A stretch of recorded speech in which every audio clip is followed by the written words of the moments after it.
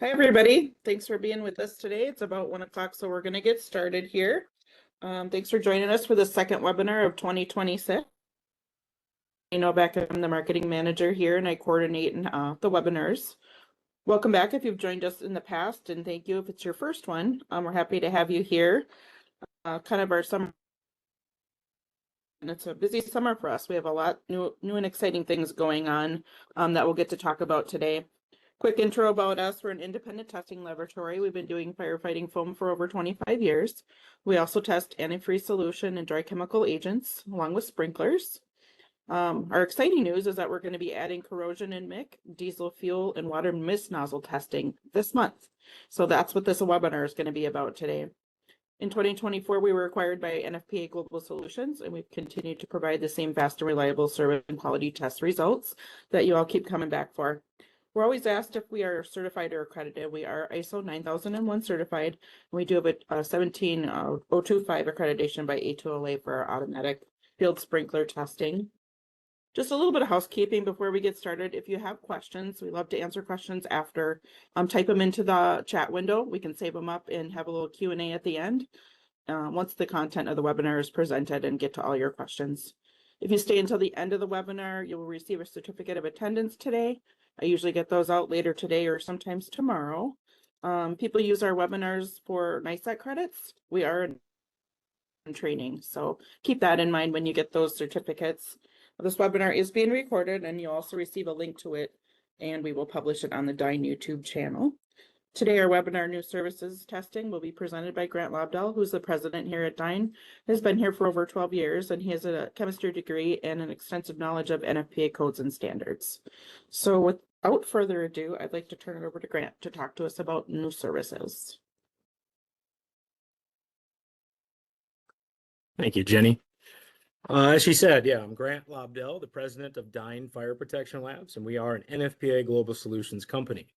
If we have anybody new on the line, as Jenny said, Dyne here, we are an ISO 9001 certified and 17025 accredited testing lab, and we really specialize in helping building owners or their designated representatives, I'm assuming we have a lot of contractors on the call, fulfill various laboratory requirements for the inspection, testing, and maintenance of fire protection systems. Today we'll be focused on NFPA 25, but we also dabble on some others, NFPA 10, for example, dry chemical. Want to just touch on briefly that last phrase I said of NFPA Global Solutions Company. If you aren't already aware, NFPA Global Solutions is a for-profit entity, fully owned by NFPA, the nonprofit. That was originating in, I think, of March of 2024. So it's been a little over 2 years. And their really mission is to drive the same mission of NFPA, maybe get into some things that the nonprofit couldn't, given their status. But all of the profits from this entity do go up to fund the mission of NFPA. Because of this association with us now, I no longer participate in any technical committees.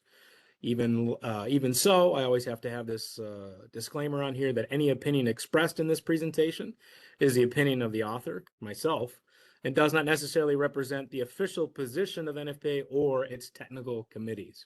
So if I ever bring up anything that isn't explicitly stated in NFPA, that is my opinion. All right, with that stuff out of the way, let's talk about what we're here for. New services, right? So it's a very exciting time for us. We're able to offer some new services and really offer a full service testing lab to you folks out there for NFPA 25. This is something you guys have been asking for a while. You're out in the field, maybe I got the 23, 26 edition, I got 2020, 2017, whatever edition you're on, you're out there, you got a lot to do if you're a contractor, and you run into a few lines that say, I need to send a sample to a laboratory, and you're sitting there going, well, who the heck can do this? That's where we really come in, our specialty, and that's what we're focused on completing here at NFPA 25 with these new services. So we're already offering fire sprinklers, firefighting foam. That was our originator back in 1999. We even offered antifreeze solution while not explicitly requiring a lab like the other two. A lot of you guys have asked for it and find it helpful that a laboratory does that analysis and takes on that liability. The new ones we're adding, as Jenny mentioned, are corrosion MIC, diesel fuel, and water mist nozzles. So again, this should take care of anytime you run into in the field, anything that says, hey, you need to use a laboratory for this analysis. I hope we keep Dyne top of mind. So let's jump into it. I'm going to go through all the new services today, just a very high level overview.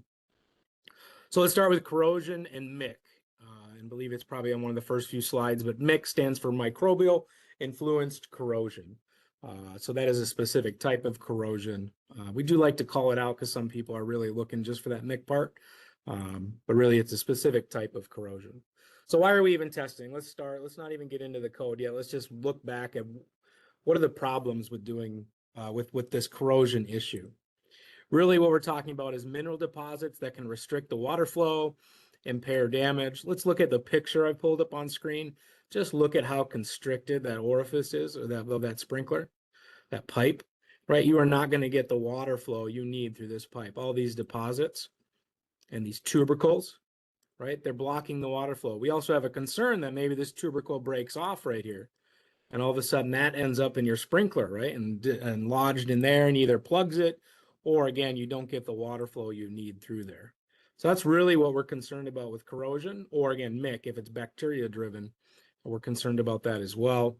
I did highlight in red here, pinhole leaks, right? If you're a building owner, or again, you're a contractor talking to the building owner, this is probably one of the main things you're going to hear complaints about, right? Like this pipe is leaking, I'm having water leak out, having water damage. That can certainly also be a concern, don't get me wrong. But as far as system performing, getting water where it needs to be in the event of a fire, we're really concerned about this picture here, really extreme example. Also wanted to highlight that this isn't dry system specific, this isn't wet system specific. Corrosion can happen in all fire protection systems. Even you got CPVC. Now the pipe itself isn't going to corrode, but I bet you got some devices somewhere along the line that have some metal in them that could be susceptible to corrosion. So really we're looking at all systems, very holistic approach. Just like NFPA, we're taking the minimum standard of NFPA, making sure that we apply that across all sorts of systems. So that again is the concern about it.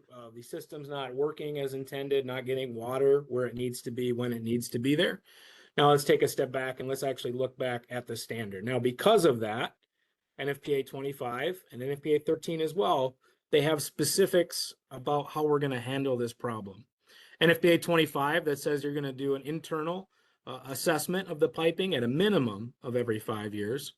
And you're really looking for the presence of organic and inorganic material, right? So we find maybe some coupon in there, some trash. We've seen all sorts of things. That's really what we're talking about, inorganic material. But the organic is, again, what we're talking about with corrosion, the bacterial corrosion, the MIC. Specifically, it calls out in 14.213 that tubercles or slime, if found, shall be tested for indications of MIC, that microbial influenced corrosion that I talked about. So again, let's take a step back in my picture.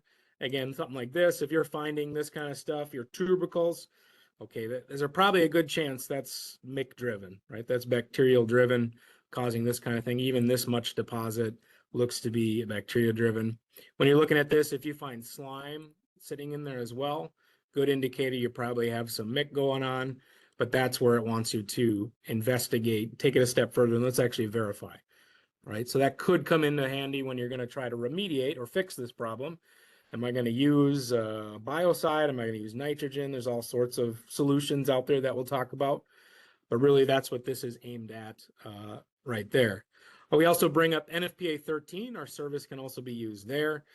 NFPA 13 now is the installation, not the maintenance of these systems, but we're going at the installation. The water supplies should be evaluated again for MIC, or really just any corrosive properties. Okay, so both of these standards can be fulfilled by the service we're offering with corrosion and MIC here at Dyne. So let's talk about sampling. So you understand the why behind it, right? We could have this corrosion issue going on and got the building owner complaining about pinhole leaks. But really we're concerned about too, hey, this pipe is constricting. We got these tubercles that could snap off and lodge into some device down the line. You understand that the standard requires it, and it goes back several editions. Again, I showed you I have several editions next to me. This isn't a new requirement. This has been in there for a while. So you want to get started, right? Either you're a building owner and hey, I got to get this done, or you're a contractor wanting to offer it to your customers. Our sampling technique, really what we're looking at is water, slime, and tubercles, the things I talked about, and I highlighted on here, not pipe. That's not something our service will look at. Again, that's not a requirement inside of 25. It may certainly be something the specialist, when you look at remediation and fixing this problem, some companies do offer that. Maybe you find a need at some point to, hey, I want to dive further. Either my remediation is not working like it should, or you really want to dive a bit further. That's out there. But again, we're looking at the minimum requirements for NFPA, water, slime, and tubercles. On screen is our free sample kit. I think I have a slide a little bit later about all our advantages of Dyne. One of them with all of our services is these free kits we offer you, free sample kits. It's no different with this service than all the other ones I'm going to talk about today. Let's talk about specifically the Corrosion MIC kit. So we have a bottle. You guys are probably, if you've used this before, familiar with this bottle. I believe this one's 500 mils, one of the bigger bottles. This is where we're going to get our chemical tests from. But the bacterial tests, the microbes we're trying to find for that MIC, that's actually going to take a little bit more sophistication. If you ship it just in that bottle, and you don't ship it on ice, you don't ship it overnight, those microbes in that bottle can actually change. Either they like the new environment in that bottle and the temperature fluctuations in shipping, and they either like it and grow, or they dislike it and they die out. So to avoid all that, again, we want the most representative sample we can get here at the lab. We're actually including, and this is one of our advantages, a preservation buffer. So when you sample this, we're going to preserve it in the state that you took it. And now you don't have to worry about shipping overnight. You don't have to worry about putting it on ice. How do I fulfill that, right? You're thinking, okay, I fill the bottle with water. How do I use this MIC kit? Really, you're just going to use the syringe, put some water in there. You have a filter. You're going to run it through that. And then you're going to take that filter and put it into the preservation buffer. There's a little nuclease-free water as well. We're going to have a video available inside the kit. There'll be a QR code that you can watch. And if you have any questions on how to sample it, but just know that we're taking very seriously getting your sample, whatever is representative of what you took between that time and getting it here at the lab. We want to preserve that as much as possible. So that is sampling. I do want to highlight there's no specific requirements inside of 25 for corrosion MIC. Some of our other services there are, right? Sprinklers talk specifically about how many samples, what needs to be included, things like that. Antifreeze definitely has specific requirements. With corrosion MIC, there's no guidance given.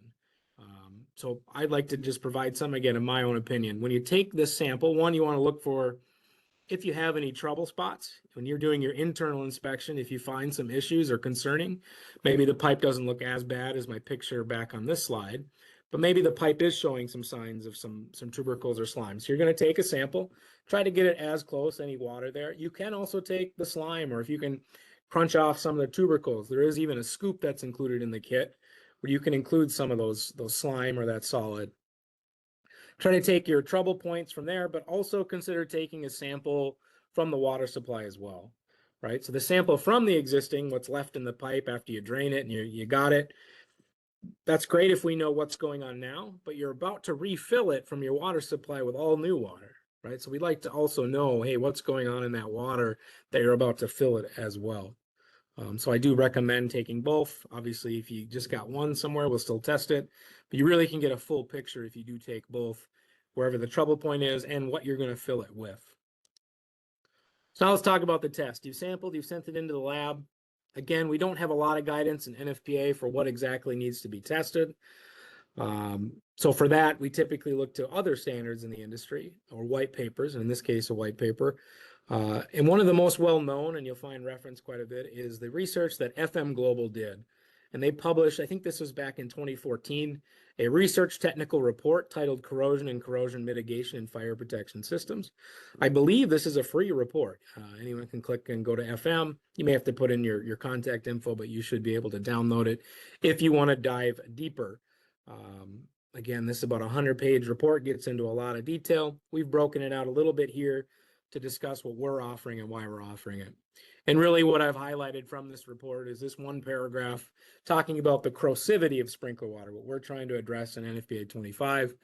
Really, it's significantly influenced by water quality, which is both chemistry, which we're talking about dissolved gases, dissolved anions, pH, alkalinity. I'm about to talk about all these things.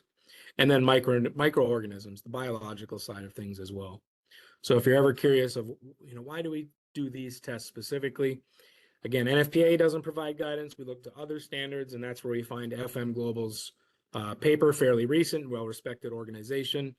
And again, very well known in the industry, really dived deeply into this problem a few years ago. So let's break down those tests a little bit. So again, we got the dissolved gases, we got dissolved oxygen, and I've highlighted in the red because that's primarily, if you read the documentation, the papers out there, that's primarily the problem we're after, is oxygen, water, and iron, right? That's the classic corrosion. Really, the biggest problem is probably trapped pockets of air, right? So you have a lot of air in that. But again, we're just testing the water sample. Oxygen can also be inside the water sample as well in the form of dissolved oxygen. So that is what we're looking at here. We're also looking at dissolved anions, so sulfate and chloride, and I'll talk about those in a moment. pH, many of you are probably familiar with pH, right? Your high school, or if you took anything in college, chemistry classes. Low pH on the scale, acidic, very high, basic, a 0 to 14 scale, with 7 being fairly neutral. In the case of corrosion, obviously low end of the scale, so any from 0 to 5, right? We have a very acidic environment that's going to accelerate corrosion. Fairly neutral, 5 to 10 on the pH scale, moderate corrosion. And then actually, once you get more basic, you actually can lower the corrosion rate by the basic conditions actually forming some iron scale on the pipe that'll actually help protect it. Some iron, I believe, hydroxide in there. So let's talk quickly about dissolved anions, alkalinity, and hardness. These are all related, these three tests. So one, let's take a step back so I don't lose anyone. Dissolved oxygen, you got your oxygen, iron, and your water. That's your classic corrosion. We all are familiar with pH and acidity being a problem. These, I say, are related because we have this mechanism when we have dissolved oxygen. You could actually form a film, a protective barrier, whether that be some sort of scale, some limestone maybe building up. You could have maybe some magnesium carbonate or bicarbonate as well attaching there. That scale will actually protect the pipe from the dissolved oxygen. Now, obviously, you don't want too much scale where you're constricting the pipe, but a little bit can actually be a good thing. And that's what this is after here. Both alkalinity and hardness, we're looking really at what is the potential to form that film, or in this equation I'm about to show you, this natural film. And then we look at dissolved anions, because those can actually interfere with that film formation. So this is kind of the dynamic going on. We have dissolved oxygen and iron, that could be a problem, but we have this natural film occurring, which could block it. But we have these chloride and sulfates that can actually interfere with that film. So to deal with that whole complex ecosystem, if you will, we have this Larsen-Skold index, which again, the FM paper references. And it's not to be confused, there is another index called the Langelier saturation index. Probably much more common. I know my background, I was familiar with the Langelier saturation index, never heard of the Larsen-Skold. But with the FM paper, again, they really bring up this idea of these anions interfering with that natural film formation, which is something the Langelier saturation index does not address, where Larsen-Skold does. So that's really where this equation came from. It's going to look at, okay, can you form the scale? But hey, what kind of anions are going to interfere with it? And what it spits out is just a number that's going to tell you, can I expect natural film formation and help block that dissolved oxygen from getting to the iron? Or can I expect that chloride and sulfate to interfere with that? And now the dissolved oxygen can just go to town, right? It's just got free access to that iron. So maybe a lot for you. Again, we're getting just kind of a high level even on this of these chemical tests. We do have a testing explanation sheet that's available if you want to dive deeper. But for now, I'm going to leave it at that. And I want to let you know, like in our report that you'll get from us, just like all other reports, we make it very simple and easy to understand. We'll talk about that in a minute, but all these things we're going to break down to, is it low, moderate, or high risk based on the results. But that gives you a little background on what we're talking about. And that was all chemical. Let's talk about biological microorganisms. We really identified these 4 bacteria groups that are really driving the MIC that's in these systems. SRB is referred to in, oh boy, every textbook dating back years. You'll always find sulfate reducing bacteria. That's taking any sulfate in the water and converting it to hydrogen sulfide, which is corrosive to iron. Right along with it, you have sulfur oxidizing bacteria. So that's actually going to take some of that sulfur oxide and actually going to convert it to sulfuric acid, which again, acid, it's also very corrosive. So these are very classic examples of MIC in textbooks. Iron reducing, that's literally just going to eat your iron from your pipe, right? And convert it. It actually takes the iron on the pipe, converts it into more soluble iron. So again, when you drain your system and you get all this rust flowing out, we could have some of those bacteria as well, converting that iron into soluble form. And then the last one here is this corrosive methanogens. This is something new, I think fairly recent in the literature. What we're looking at is these methanogens that specifically can attack the iron. So this is also something we've added to our suite here. We've partnered with a company, Lumen Ultra, in the industry, and this is an advantage I want to talk about real quick here. And we're really bringing this PCR. If you've ever seen CSI or anything like that, all this bacteria tests being done these days are all usually using this PCR test, this polymerase chain reaction. So we're bringing that to the fire protection industry to help analyze for these bacteria. So to date, if you've done these tests in the fire protection industry, typically they're using some sort of incubation method. They will take your water sample and they will let it grow in a test tube or a plate, and then they'll count up, how many bacteria we have in there. That can take quite a long time. It can be fairly inaccurate. So what the industry has usually adopted, both in pharmaceutical, oil and gas, is this PCR method. So how does this work? Okay, so you're not growing it. What are you doing? We take your sample, we're going to isolate, we're going to extract it, we're going to use some chemistry just to get a little solution of it. Then we're going to take all those DNA and we're going to amplify it. We're just going to make copies of it. That's really where PCR is coming from, this chain reaction, is just make a whole bunch of copies of it. Then you put in this proprietary mixture that actually attaches a chemical to those bacteria we're interested, or that DNA technically. And that actually, that probe, if you will, that attaches to it actually luminesces. And there's equipment that can detect that luminescence or fluorescence and get us a quantity that way. So it's a very quick reaction. Again, this can take hours instead of days or weeks as previous methods. And it's also fairly accurate as well. So again, high level overview just on the tests, just so we can keep it going. There's other material if you want to dive deeper. And if you don't, hey, I don't even want to dive this deep. Again, our report's just going to break it down into low, moderate, or high risk.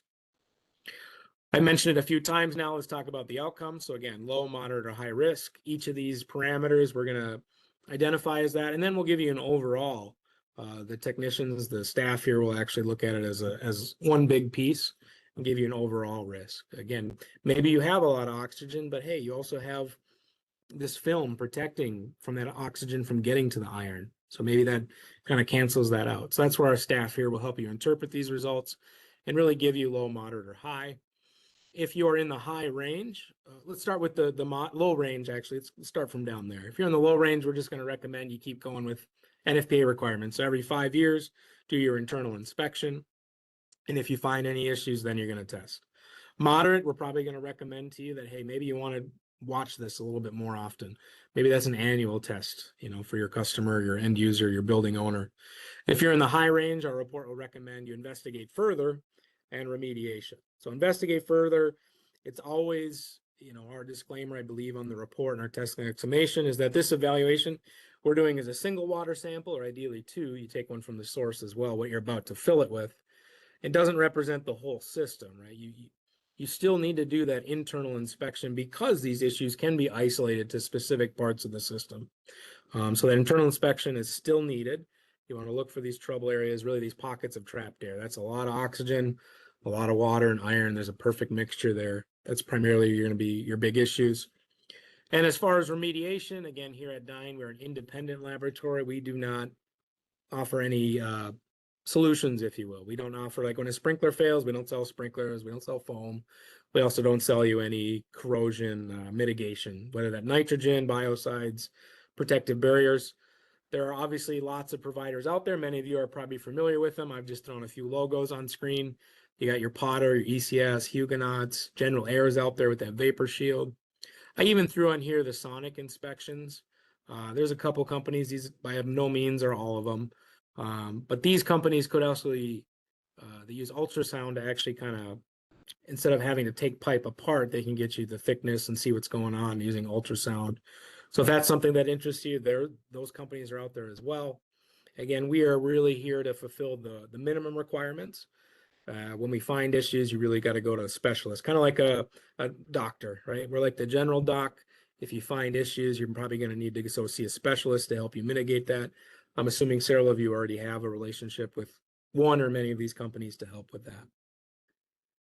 Dyne Advantage, just real quick. Yeah, any remediation taken, we obviously can still be used for evaluating that. So we find a problem, you go to one of these specialists, you get it fixed, or you think you get it fixed. You implement the nitrogen or the biocide or whatever is recommended. You're still going to want to monitor that, right? Just because you implemented some sort of remediation does not mean, hey, we no longer need to do anything in the standard with corrosion or internal inspections. You still want to make sure that that thing's working, right? So you're still going to do your internal inspection, and you even could still send us samples to verify, hey, is this thing working like it should? Again, we have no skin in that game. So that was corrosion. Let's just stop, take a breath. Again, we're about 26 minutes. This is a longer webinar. I do expect to probably go an hour. We're one service into 3. If we just summarize corrosion again, why are we doing it? We're worried about that buildup that can happen in the pipe, constrict it, or again, that buildup can slough off, if you will, and clog maybe a sprinkler down the line or something like that. And then obviously the building owner is worried about pinhole leaks.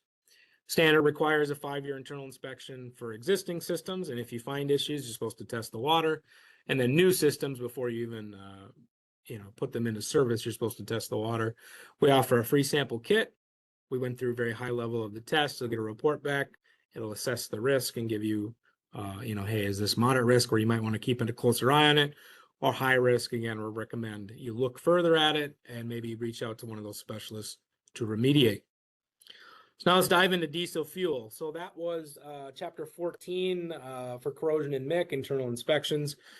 Diesel fuel, chapter 8, is going to be in your fire pump chapter, is what we're talking about specifically here. So again, it's another section when you're going through your book that says, hey, you got to take a sample and send to a lab. Let's talk about why we're doing this again. Always start there. So diesel fuel obviously does not last forever. It degrades over time due to oxidation, just exposure to oxygen, contamination, and I highlight specifically their water. That's really what we're concerned about, and microbial growth, which really occurs in the water. So the best thing you can do with your diesel is keep it clean and dry. Keep those tanks clean, keep it dry, drain out any water that accumulates. And how does the water get in there? Again, usually there is some expansion and contraction depending on temperature and storage conditions. There's moisture in the air around us, right? And that can get into the tank as it accommodates for that expansion and contraction. And that water will actually sit on the bottom, and you can drain that out and should drain that out. Again, keep it as clean and dry as you can at all times. So as that fuel degrades, whether it be the oxidation, the contamination it forms, really what we're concerned about here is the sludge accumulation, which is going to clog the filters and the engine components, the injectors. So again, leading to either poor performance or worse, catastrophic, where the thing does not even perform, right? Doesn't work at all. So we know it degrades. Most people are familiar with this. Even if you have a diesel truck in your fleet, even this is an extreme example, right? Where in your truck, hopefully you're burning that up fairly. Hopefully you're using that. With this, that diesel is going to sit. And then hopefully when you need to turn that thing on and run it, hopefully it's going to work. So it's very important we test, and we'll dive a bit deeper into that. Like, how long are we talking? Because of these problems, NFPA 25 and NFPA 110, I'll branch out a little bit in there as well. They do have requirements that you do need to test the diesel inside those tanks. So for diesel fuel in 25 and in 110, you're supposed to do it at least annually. So every 12 months. They do comment in 25 that biodiesel might need to be tested more frequently. So I know biodiesel, if you go to a lot of pump manufacturers these days, they don't recommend it, but then they'll have some guidance if if that's all you have. I know here in Minnesota, like if I go to the pump in Minnesota right now, I think it's about 20% biodiesel that's out there. So you may need to do that more frequently. That's not to give biodiesel a bad name, right? I think a lot of you probably think biodiesel and it degrades so quickly. I do think improvements have been made over the years. But as we make those improvements, we just want to make sure we're heading in the right direction and that biofuel or whatever fuel's in it is going to perform. So those are specifically the tests. Again, just like I did with corrosion, we can actually use this service in other NFPA standards as well. 110 being your emergency generators. What I talk about today all applies to that as well for your diesel generators. I wanted to highlight real quick a common comment we'll get of, well, I run my test every week, right? So NFPA 25s, we do a weekly test. And for diesel, you got to run it for 30 minutes. I run that every time. I'm just burning through the fuel. I don't need to test. And my challenge to that has always been, well, okay, do you burn all the fuel up? Like you empty the tank completely? No, you top it off. You want to maintain it at 2/3 full. Well, then you're fully not ever getting rid of that diesel. You're diluting it with new fuel, which is good, but it may still have some problems. And the other aspect to bring up when we talk about failures is the cleanliness of the tank. So you do keep topping it off. There can still be some accumulation of sludge on the tank. The tank can still corrode, things of that nature, where really the only way to avoid this test really is you totally burn out a whole fuel and you clean the tank. That would be a way. But if that's not happening, this testing is still important to catch the issues we're looking at. So now you understand why we're testing and what the requirement is, just like I do for corrosion. I'm just working my way down the ladder. We know why, we know what has to be done. Now sampling, let's talk about that. Just like all our other services, we offer a free test kit. This one here has two 500 ml bottles. And the reason it has that is simply because the ASTM recommends that you take 2 samples. Again, it's just a recommendation, not a requirement. It doesn't come right from NFPA, but they recommend a bottom sample and then an all level sample. Let's see the whole tank. Let's try to get a representative of the whole tank. They call out the bottom specifically, and if you're only going to take 1 sample, I'd highlight really should take from the bottom. Again, that's where that water is going to accumulate. You want to make sure you drain as much water, get the water out of there first, then give me the fuel. But that's where you're going to have the water, the microbes that live in the water. That's where it's all going to be. So keep that, again, I can't say it enough, that you keep the tank clean and you keep it dry. All right. But sampling, we do offer a free test kit. And again, if you're going to take 1, take a bottom. If you're trying to take an all level sample, there are devices available. What's the name of those, Andrew? I got the technical lead next to me here. Kohler. Thief, a sample thief. Yeah, if you Google sample thief or bacon bomb is kind of the crude name of it. There are devices out there that you can take all level samples for. So if you are getting involved in diesel and taking these samples, I'd recommend investing. I don't think they're relatively too expensive, but getting something to take an all level sample would technically meet ASTM. Again, if you can only do 1, make sure you grab the bottom is the most important. The tests themselves, we get it here at the lab. Well, what the heck is the lab doing? NFPA does give some guidance. Well, in this case, they give you quite a bit. The other one, they give you none. This one, they give you quite a bit to chew on. Really what they're recommending, and you've heard me bring it up, is ASTM. They're saying, hey, the fuel testing should include at minimum, again, NFPA is always a minimum standard. It should test for fuel quality testing for stored fuel. And then it references ASTM D975 and 6751. And I'm even going to bring up one, I think the standard's overlooked. And what are these different standards? D975 is your pure petro up to 5% bio. The one I brought up, 7467, goes from anywhere from B6, meaning 6% bio, up to B20. And then the one they reference here, B6751, is for 100% biodiesel, which you will not find. It says blend stock. This is what they would use to blend the diesel, the biofuel sold on the market today. But those are the standards they want us to reference. But specifically, they talk about fuel quality testing for stored fuel. And if you go, these unfortunately are not free. You do have to purchase them. But if you look in those standards, each one of those, every single one, it's usually Appendix 2. They all have an appendix for guidance on stored fuel, which they define as anything longer than 12 months, right? So this is why we got our annual requirement, why we're looking at that is these fuel pumps, again, they're going to be stored for way more than 12 months. Inside of there, every single one of them, if you look at fuel quality, talks about stability. Now there's a couple different terms you'll see with stability. You see thermal stability. So how does it maintain itself? How does it last inside of high heat or temperature fluctuations? The low ultra sulfur or the ultra low sulfur diesel sold today is fairly stable thermally. The pure petrol product, to even where a lot of those recommendations, if you read the standard, it says, there's no even correlation for today's fuel, which is a good thing, right? It's very thermally stable. And that leaves oxidation stability. Even the pure petrol products today, oxidation stability, again, very stable. But as we start to talk about bio, that's where we start to really, hey, we still need to check for this. So all of them will talk about that. Again, the bio standard specifically will talk about acid number. They reference this as the first thing to go, these organic acids or these microbes producing acids. That's really the first thing we're going to see drop. So we felt it's important to include here. And then all of them, again, I can't echo this enough, water and sediment, keep that tank clean and dry. So the standards don't specifically talk about it. We have thermal stability, oxidation stability, but they talk about, or they don't talk about like storage stability. When I've talked to a few experts, they always bring this up, like, and it's very hard to assess, right? Of just, well, how clean's the tank? And one expert gave me an example of, they have a fuel oxidation stability test wise that says, hey, this is going to last, this should last a long time. It has twice the amount of oxidation stability, but it didn't last even a couple weeks. And why was that? Well, they go out there and they look at the tank and it's just corroded to bits. There's all sorts of sludge, right? So all that stuff can interact with the fuel and be a problem. So the tests we're looking at, again, oxidation stability for sure. That's what all these talk about. Acid number is the first thing to go. That's why we look at it. So again, that's just the acids inside the fuel. So that can help accelerate degradation. That acid could corrode the lines, the fuel lines can be a problem there. And then obviously water and sediment, you've heard me talk about many times. Keep it clean, keep it dry. So that's the test we will perform.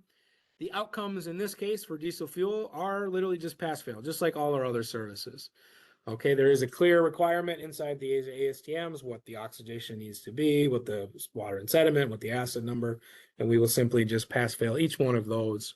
And again, any one of those properties fails, you would be expected to take the necessary steps, which NFPA 25 conveniently also outlines. So again, they give us lots of details for diesel. So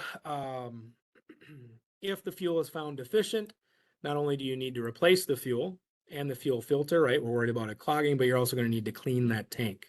I brought up that a little bit before. So again, those byproducts that may have accumulated in the tank. So I drain my fuel, but they could be stuck on the side of the tank, and those will accelerate what you put next.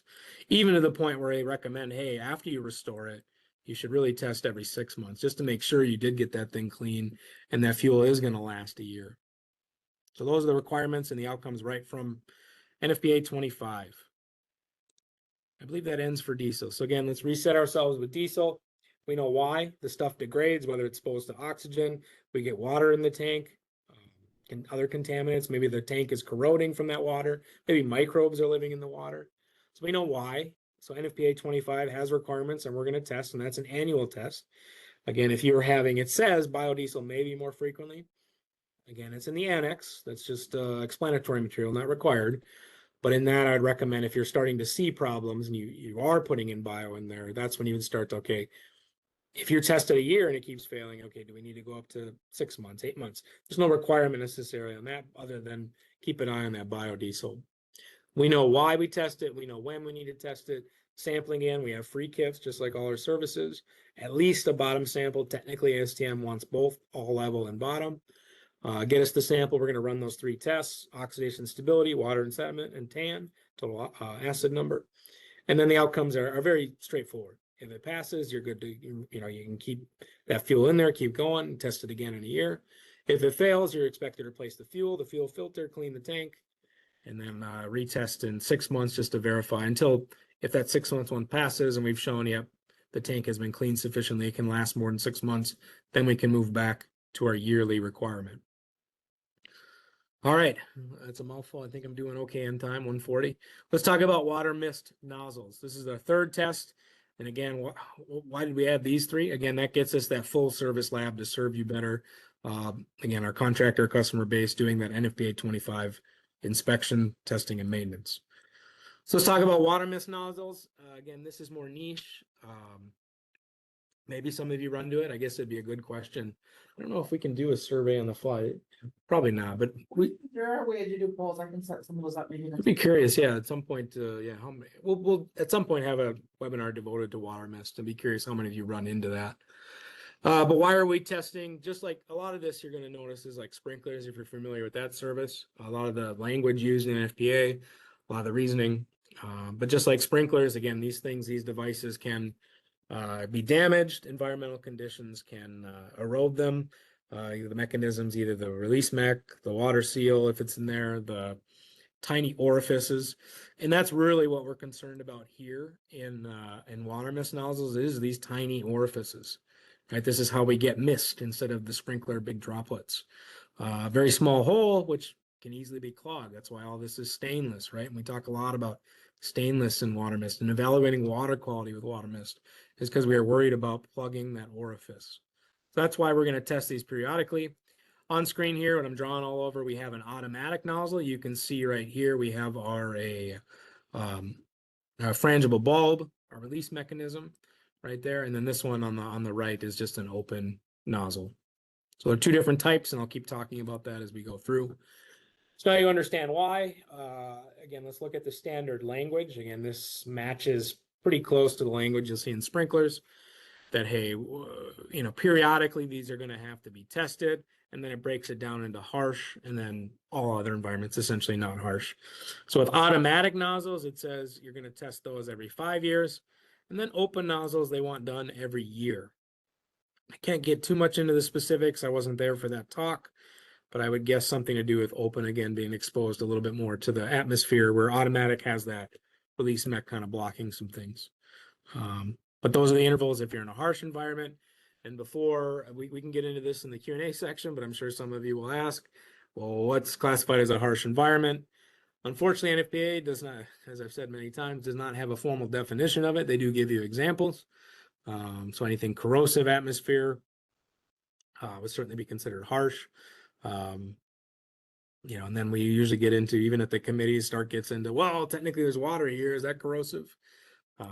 But if it's in a harsh environment, which you kind of have to take with a grain of salt, you kind of have to look at your specific situations.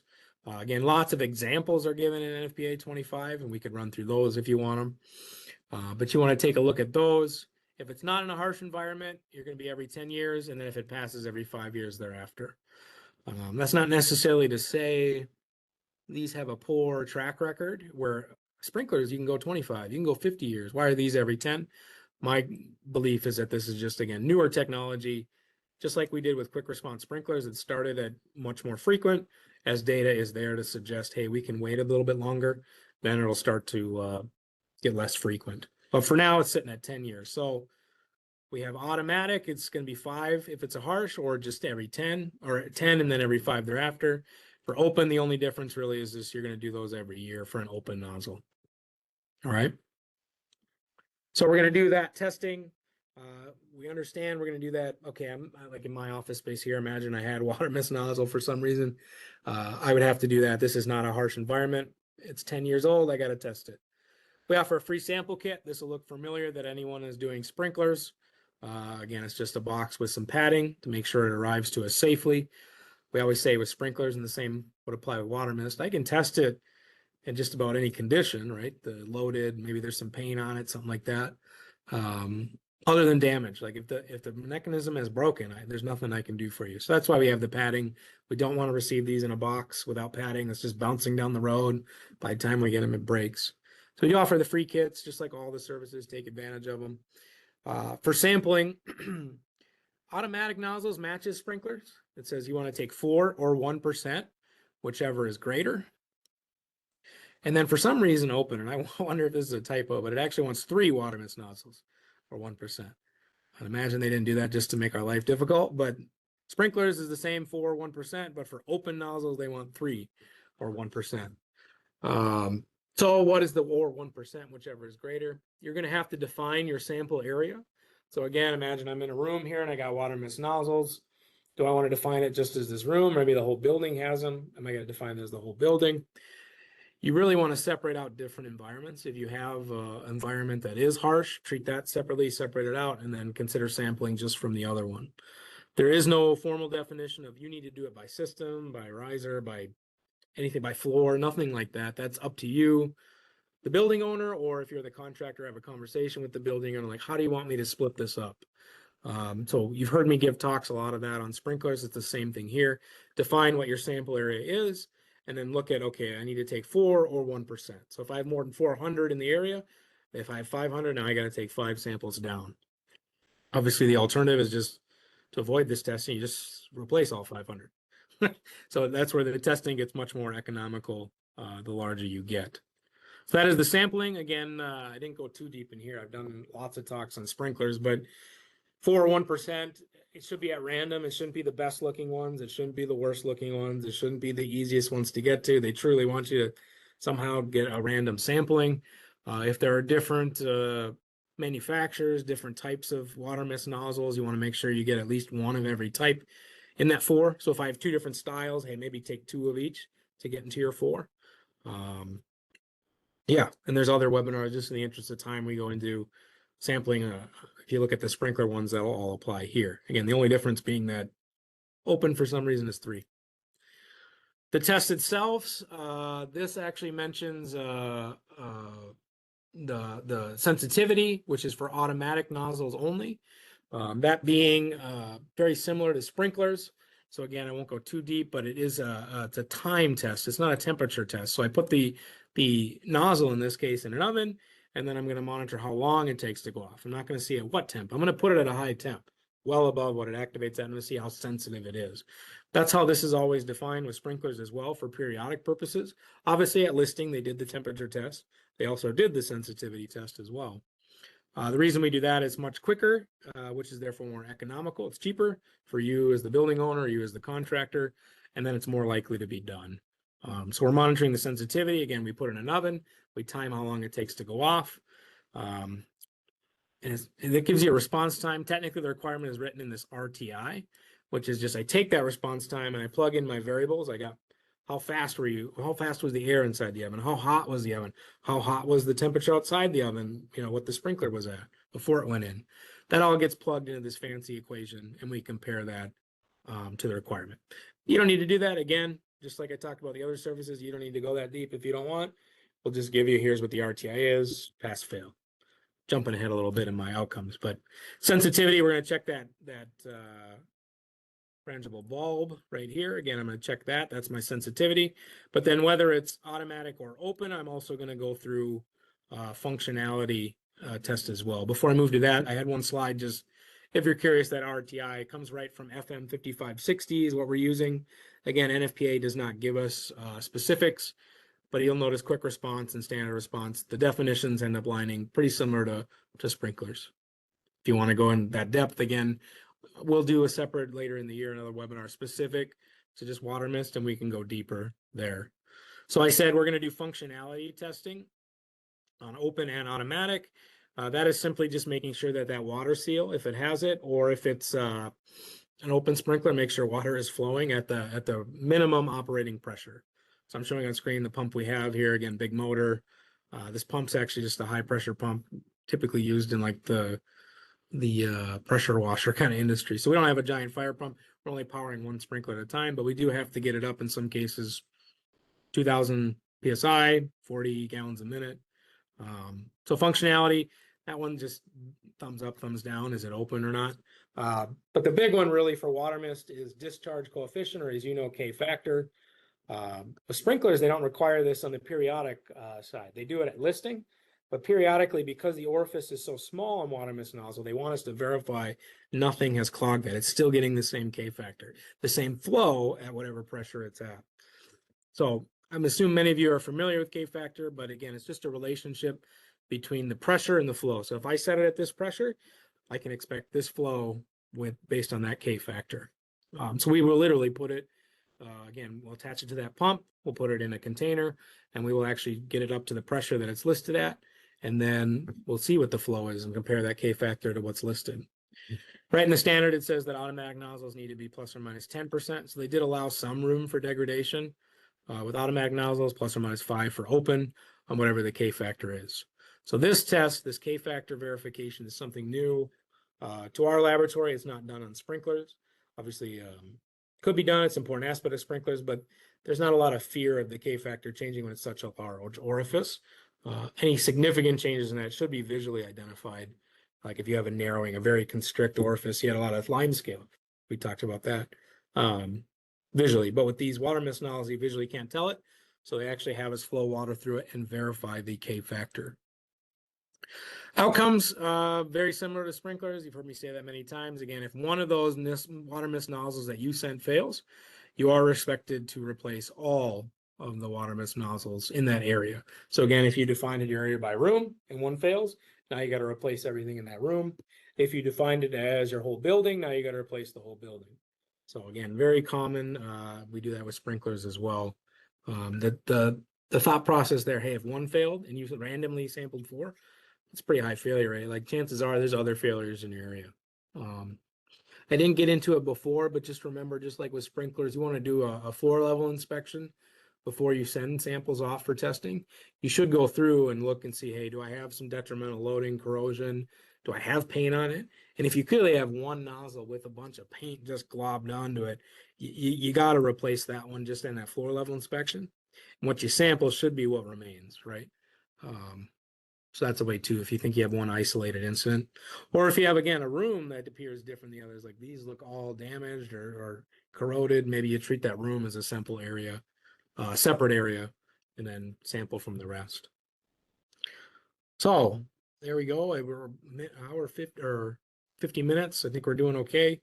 How to get started if you're listening. Again, we are now a full service NFPA 25 lab. So anything you run into that says you need a laboratory, we should be able to assist you there. So whether you're a building owner and you're looking to do something yourself, or again, most common, you're a contractor watching this and you go, well, I want to get started. I want to offer this to my customers. I want to make sure they stay compliant.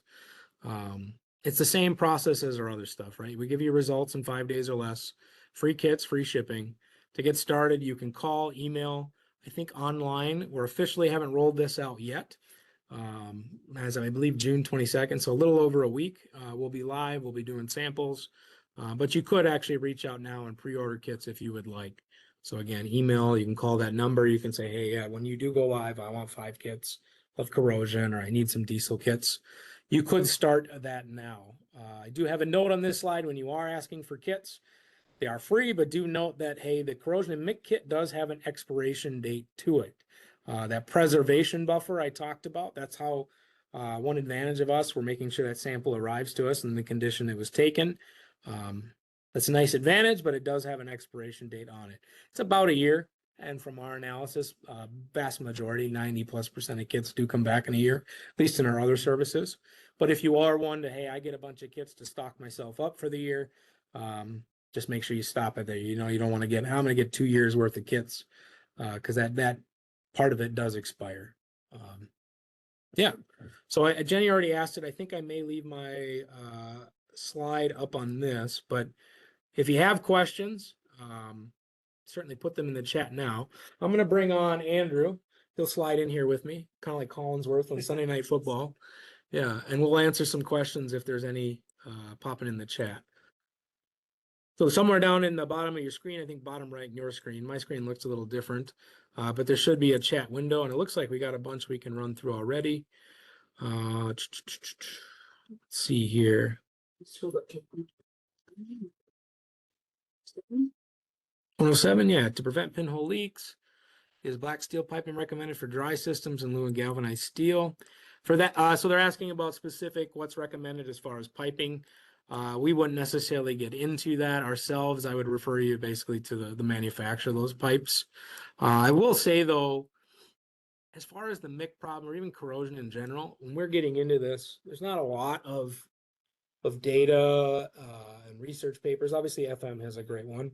There's just not a lot publicly available. So those kind of questions, or even just, you know, I envision our service at one point we'll be able to have enough data to give you percentiles, right? So we'll have, hey, you know, you got some oxygen in your system, but boy, you are like 1 percentile. Like most people have way more than you. Stuff like that. Even this question too, and what you recommend for piping.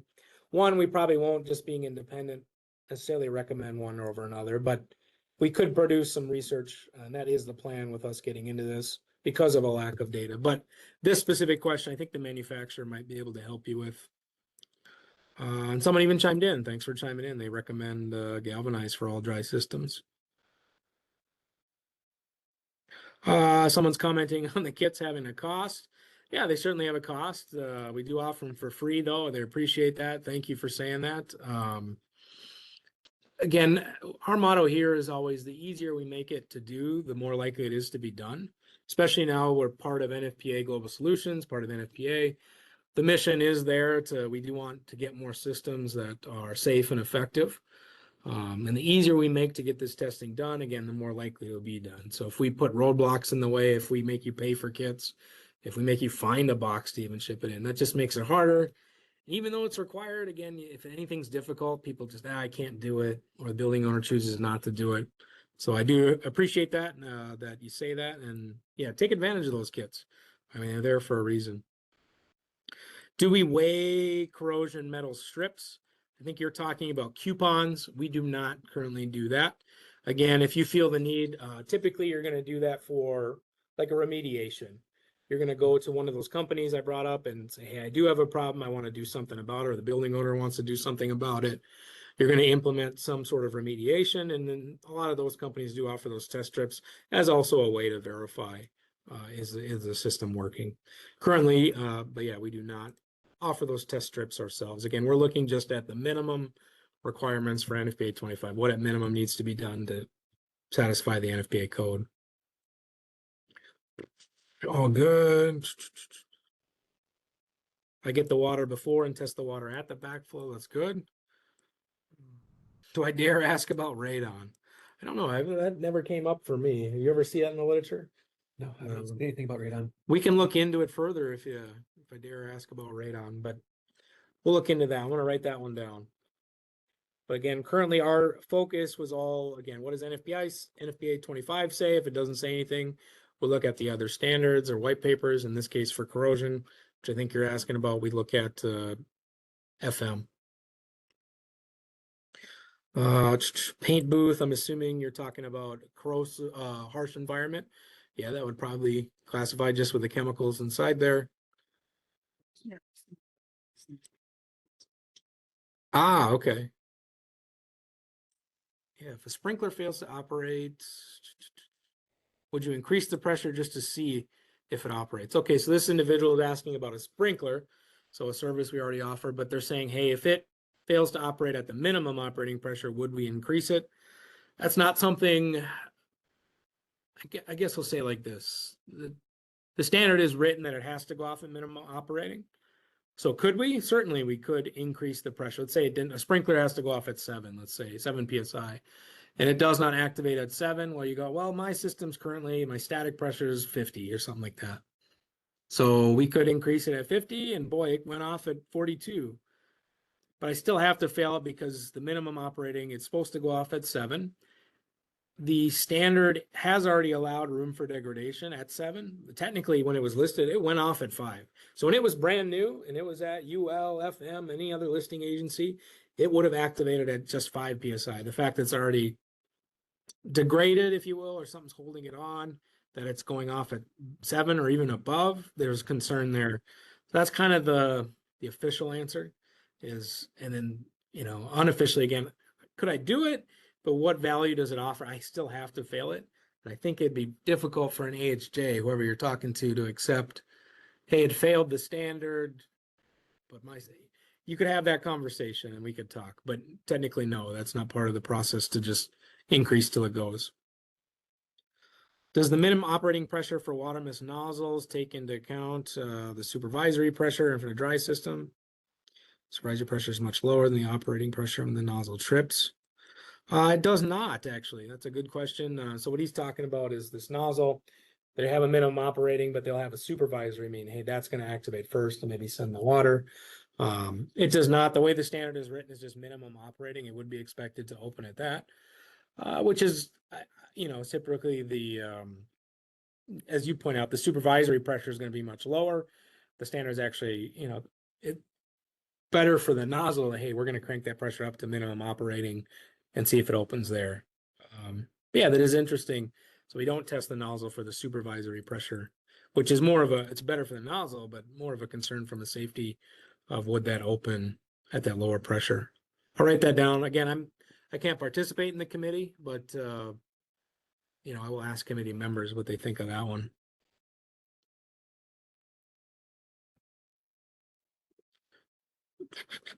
I don't see any more specific questions. Is there anything? We're right at the top of the hour, so we're about done. Anything you want to talk about just in general about? Let's start with the corrosion. Just when you're sampling the corrosion, it's important to take a full bottle, almost overfilling the bottle and then capping it so that we don't have any headspace in Great that point. bottle. And why is that? Because that headspace carries oxygen, carbon dioxide. There can be equilibrium that happens with the sample as the sample's getting to us. Yep. So it's important to overfill that bottle and then cap it off. Great point. Was one thing on the sampling.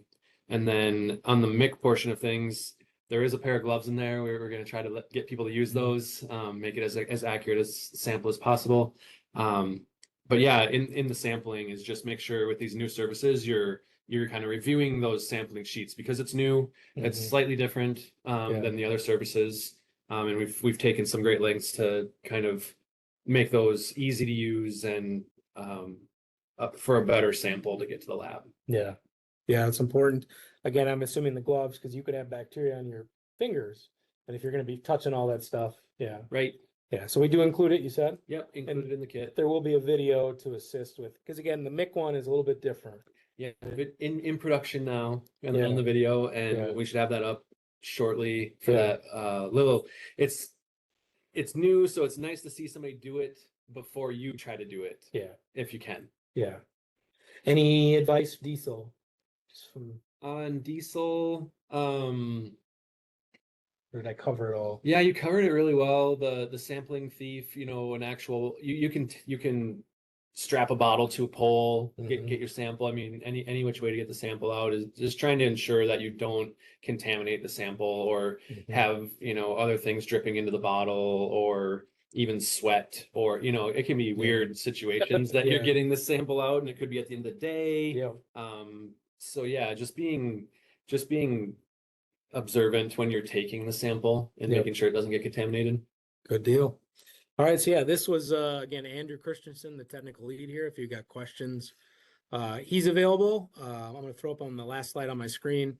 You can also just reach out to the general line. They'll put you in touch with Andrew or any of our quality staff, even the lab technicians.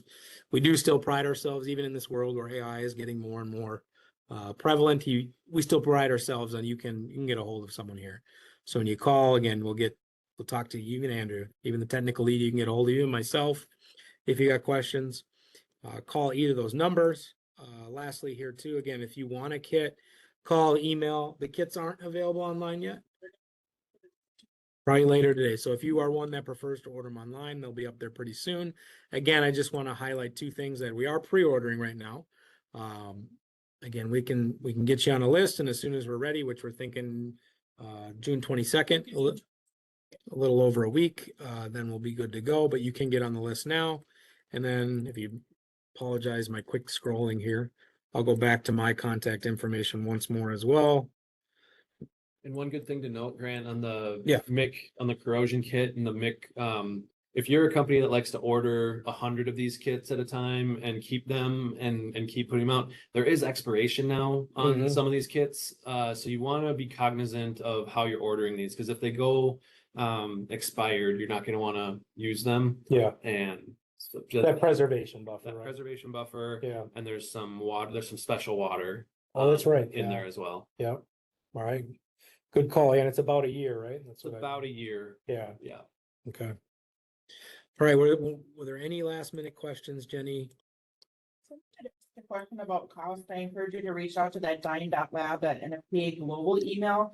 Reach out to them. They'll get in touch with you and send you off a PDF of our pricing sheets. We're finalizing those and should have those ready to go soon, so they can put those in your hand. Reach out to Dyne.lab at NFPA Global email.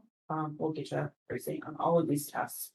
And then just to wrap up, I know we're over already, but this is recorded. You'll send that, right? Yeah, I have a little spiel for the end here. All right. So thanks for Thank being you, with guys. us today. We appreciate that. We'll be sending you a survey. Let us know if there's any future topics you'd like us to cover. We'll receive a link to the recording, whether they were able to attend or not. It's also published on our Dyne YouTube channel in our webinars page. It'll be at the bottom of our webinars page, probably later today. If you'd like to review it or share it with anyone, your colleagues or whatnot. Our next webinar is scheduled for Wednesday, June 19th. We're going to be talking about antifreeze before the cold season comes in Minnesota here. The standards and lab testing for that. And there will be a link to register for that one in my email as well. I know Grant mentioned maybe doing some one-off webinars for some of these topics in a little more depth. If you're interested in that, let us know. We'll definitely put those towards, the top of the list. We do have a date set aside in October that I kind of left out open or TBD. So whatever's a popular topic, we might grab one of those and decide to run with that for October. As always, watch the Dyne website, our LinkedIn or Facebook pages, and our monthly newsletter, which just went out today for more information. And thanks for joining us, and we'll see you again next time.